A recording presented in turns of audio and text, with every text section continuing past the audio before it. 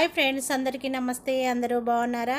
Welcome back to my channel Bhavani ఇంటి విలువలు. నా ఛానల్ని సబ్స్క్రైబ్ చేసుకోండి, మీ వాళ్ళందరికీ షేర్ చేయండి, నా వీడియోకి లైక్ కొట్టండి.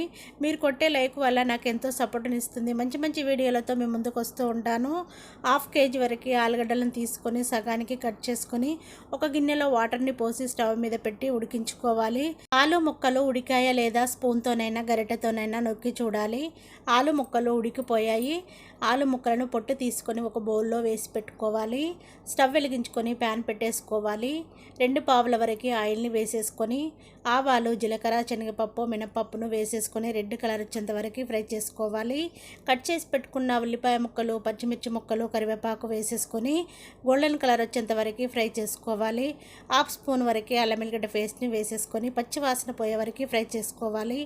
1/2 స్పూన్ వరకు సాల్ట్ను, 1/2 స్పూన్ వరకు పసుపుని వేసేసుకొని మొత్తము మిక్స్ అయ్యేలా కలుపుకోవాలి. ఉడికించిన ఆలుని చేయితో మంచిగా మ్యాచ్ చేస్తూ వేసేసుకోవాలి. గడ్డలు లేకుండా చేయితో మంచిగా మ్యాచ్ చేసి వేసేసుకోవాలి. మొత్తము మిక్స్ అయ్యేలా కలుపుకోవాలి. ఒక కట్ట కొత్తిమీరను చిన్నగా కట్ చేసి వేసేసుకోవాలి. అంతా మిక్స్ అయ్యేలా కలుపుకోవాలి. దోశలోకైనా, పూరీలోకైనా, చపాతీలోకైనా చాలా టేస్టీగా ఉండే ఆలు కుర్మా రెడీ అయిపోయింది. చూడండి, నేను ఒక ప్లేట్లో వేసి చూపిస్తున్నాను. చూడండి, చాలా బాగుంటుంది. టేస్ట్ మాత్రం చాలా బాగుంటుంది.